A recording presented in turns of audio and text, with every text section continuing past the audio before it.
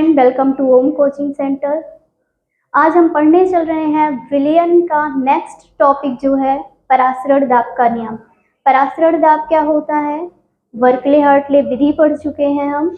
आगे हम पढ़ने चल रहे हैं परासरण दाब के नियम, जो बहुत ही इम्पोर्टेंट है, जिसमें आते हैं चार्ल्स वान ठाप का नियम और बॉयल्स वान ठाप का नियम। और चार्ल्स और बॉयल्स वान ठाप नियम से ही आगे वान ठाप समीकरण बनेगा। तो चलिए देखते हैं कि चार्ल्स वान ठाप नियम क्या होता है। परासरण के नियम है, परासरण दाब का नियम होता है चार्ल्स वान ठाप। जो पहला नियम है, स्थिर सांद्रता पर कोई विलयन लिया गया है, किस पर? स्थिर सांद्रता पर किसी विलयन का परासरण दाब विलयन के परम ताप T के समानुपाती होता है। चार्ल्स का नियम होगा क्या? स्थिर सांद्रता पर कंडीशन आई कि सांद्रता स्थिर कर देनी है। स्थिर सांद्रता पर किसी विलयन का परासरण दाब उसके परम ताप के समानुपाती होगा। यानी कि हम लिख सकते हैं कि परासरण दाब P समानुपाती होगा कैपिटल T के। T यहाँ क्या है? परम ताप है। कंडीशन क्या दी गई? स्थिर सांद्रता पर। स्थिर सांद्रता पर किसी विलयन का परासरण दाब उसके परम ताप T के समानुपाती होगा। आगे हम लिख सकते हैं P = KT। के ये स्थिरांक लिया गया है, समानुपाती का सिंबल हटाया गया है, एक कांस्टेंट के लिया गया, ये बन गया फॉर्मूला P = KT। इसी में ये के क्या है? एक स्थिरांक है। तो चार्ल्स का नियम क्या होगा? स्थिर सांद्रता पर किसी विलयन का परासरण दाब विलयन के परमताप के समानुपाती होगा। मान लीजिए परासरण दाब निकालना है, कंडीशन क्या दी गई कि स्थिर सांद्रता पर स्थिर सांद्रता पर किसी विलयन का परासरण दाब उसके परम ताप के समानुपाती होगा। P यहाँ परासरण दाब है। परासरण दाब को हम P या पाई दोनों से डिनोट कर सकते हैं, और T परम ताप है।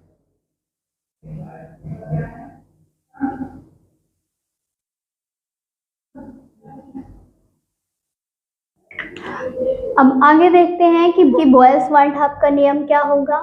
स्थिर ताप पर किसी विलयन का परासरण दाब विलयन की सांद्रता के समानुपाती होगा। स्थिर सांद्रता पर स्थिर ताप पर किसी विलयन का परासरण दाब विलयन के सांद्रता के समानुपाती होगा। मीन्स कि बॉयल्स के नियम से हमें क्या मिलेगा कि किसी विलयन का परासरण दाब उसकी सांद्रता C के समानुपाती होगा, जब कंडीशन होगी स्थिर ताप पर। स्थिर ताप पर किसी विलयन का परासरण दाब उसके सांद्रता के समानुपाती होगा। ये होता है बॉयल्स का नियम। और चार्ल्स के नियम में क्या था कि स्थिर सांद्रता पर किसी विलयन का परासरण दाब उसके ताप के समानुपाती था। P is directly proportional to T। किसमें था? चार्ल्स के नियम में। और बॉयल्स के नियम में क्या है कि स्थिर ताप पर किसी विलयन का परासरण दाब विलयन की सांद्रता के समानुपाती होगा। अब हम लिख सकते हैं P is equal to K-C। के यहाँ स्थिरांक हो जाएगा। और अगर हम लिखें सांद्रता बराबर 1/V, मीन्स विलेय के मोलों की संख्या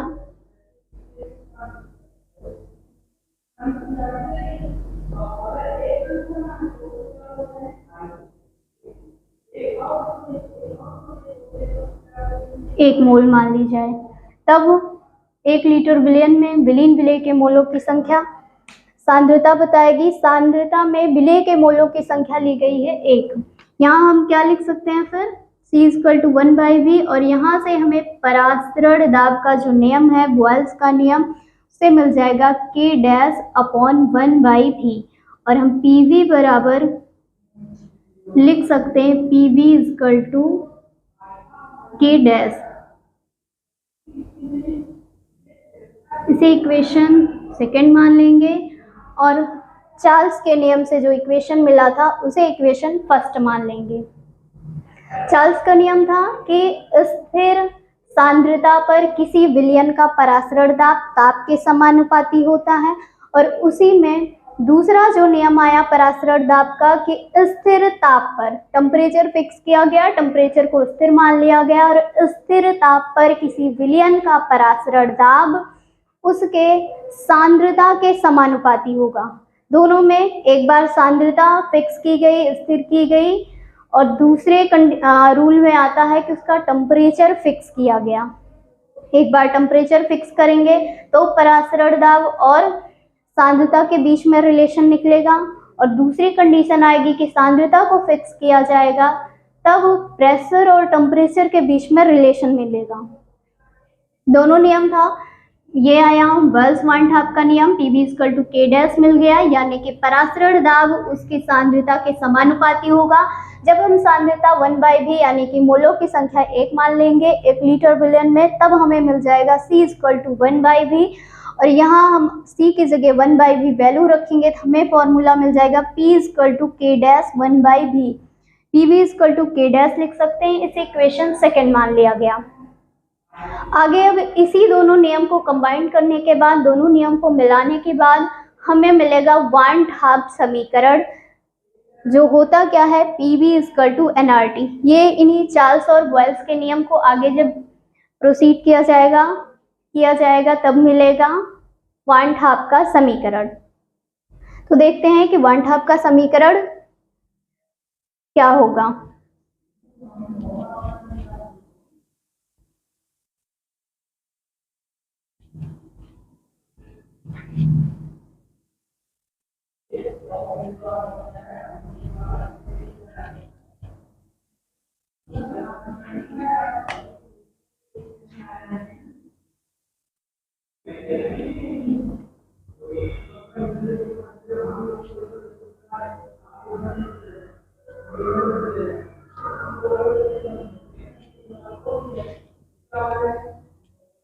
वांट हाफ समीकरण देखते हैं क्या होता है। तो इसके लिए सबसे पहले चार्ल्स और बॉयल्स का नियम लिख लिया जाता है। चार्ल्स का नियम क्या था?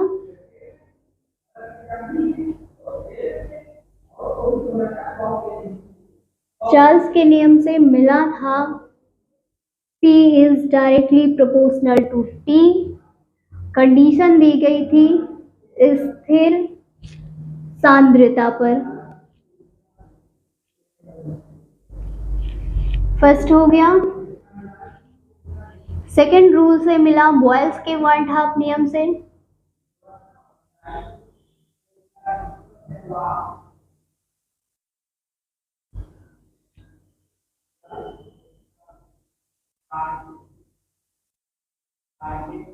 P is directly proportional to C। Condition क्या थी? स्थिर ताप पर। दोनों नियम से हमें ये मिल चुका है। चार्ल्स वांट हाफ नियम से मिल चुका है P is directly proportional to T, और बॉयल्स वांट हाफ नियम से मिल चुका है P is directly proportional to C। और अगर मोलों की संख्या 1 मान ली जाए P is directly proportional to 1/v। कितना मिल गया? इसे इक्वेशन फर्स्ट मान लिया जाता है, इसे इक्वेशन सेकेंड मान लिया जाता है। अब दोनों समीकरण को एक साथ लिखने पर समीकरण 1 व 2 से मिल जाएगा P is directly proportional to T/v। दोनों इक्वेशन को, दोनों नियम को कंबाइन किया गया, P is directly proportional to T/v हो गया। कांस्टेंट लेने पर क्या हो जाएगा? KT/v।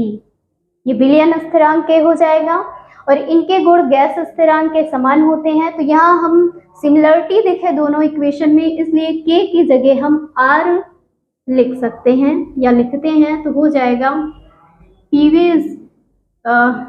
Equal to RT upon V।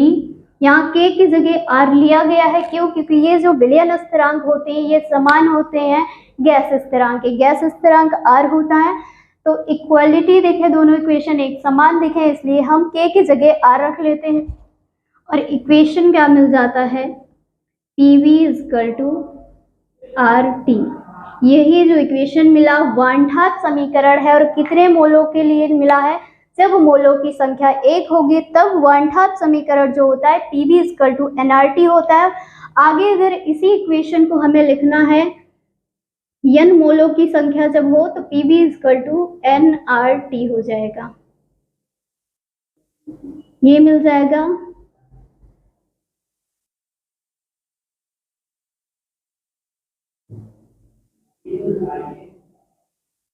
संख्या, n मोलों की संख्या ली जाएगी, PV = nRT मिल जाएगा। तो चार्ल्स वाइंड हाफ नियम मिला, P is directly proportional to T। वेल्स वाइंड हाफ नियम से मिला, P is directly proportional to C। Charles वाइंड हाफ नियम और वेल्स वाइंड हाफ नियम को जब कंबाइंड किया गया तो हमें वाइंड हाफ समीकरण मिलता है, जो कि होता है PV = RT जब मोलों की संख्या 1 मानी गई हो। विलयन में विलेय के मोलों की संख्या जब 1 मानी जाती है तो PV = RT इक्वेशन मिलता है। और जब हम n मोलों की संख्या के लिए अगर हमें वाइंड हाफ समीकरण लिखना है तो PV = nRT हो जाएगा। किया क्या गया, सबसे पहले तो हमें चार्ल्स और वेल्स वाइंड हाफ का नियम ज्ञात होना चाहिए। तो यहाँ से चार्ल्स के नियम से मिल जाएगा कि B डायरेक्टली प्रोपोर्शनल होगा किसके, T के। और कंडीशन क्या होगी, स्थिर सांद्रता पर। जब स्थिर सांद्रता होगी तो P डायरेक्टली प्रोपोर्शनल होगा T के। T यहाँ होता है परम ताप। वेल्स वाइंड हाफ नियम से मिलता है P is directly proportional to C। C सांद्रता है। जब सांद्रता में विलेय के मोलों की संख्या 1 मानी जाती है तो हम 1/V लिख लेते हैं। P = जब आयतन भी लिया जा रहा हो, मोलों की संख्या 1 ली जा रही हो, तो P is directly proportional to 1/V हो जाएगा। और दोनों नियम से हम दोनों समीकरण से हमें मिलते हैं P is directly proportional to T and inversely proportional to V। जहाँ हम प्रोपोर्शनलिटी सिंबल हटाएंगे, कांस्टेंट के लेंगे, के यहाँ स्थिरांक है, P = KT अपॉन V मिलता है। और K जो यहाँ विलयन स्थिरांक है वो सिमिलरिटी रखता है या सिमिलर होता है गैस स्थिरांक के। गैस स्थिरांक R होता है जो आदर्श गैस समीकरण से मिलता है PV = nRT में R। सेम ये यहाँ भी ये जो नियम होते हैं उसी के समान होते हैं, उन्हीं के जैसे गुण होते हैं। यहाँ भी सिमिलरिटी देखे दोनों इक्वेशन में, इसलिए K की जगह R मान लिया गया। P = RT/V लिख लेंगे, ये क्रॉस मल्टीप्लाई होगा, PV = RT आ जाएगा। ये तो इक्वेशन तब आती है जब मोलों की संख्या 1 मानी गई थी। आगे जब मोलों की संख्या n मोल मान लिया जाता है कि n मोलों के लिए हमें वाइंड हाफ समीकरण निकालना है तो PV = nRT मिल जाता है। तो ये था आज की वीडियो में परासरण दाब के दोनों नियम और वाइंड हाफ समीकरण। इसके पहले वीडियो में परासरण दाब पढ़ चुके हैं। परासरण दाब के नापने की जो विधि थी बर्कले-हार्टले विधि पढ़ चुके हैं। अगर आप इसकी पहले की वीडियो नहीं देखे हैं तो ये पढ़ने से पहले, इस वीडियो को समझने से पहले सबसे पहले जाके पीछे वाली वीडियो देखें, जिससे आपको परासरण दाब क्लियर हो जाएगा। और परासरण दाब क्लियर हो जाएगा तभी हमें पता चलेगा कि परासरण दाब के नियम क्या होते हैं या उसे समझ सकते हैं। आपको हमारी वीडियो कैसी लगी कमेंट करके ज़रूर बताएं। Thank you.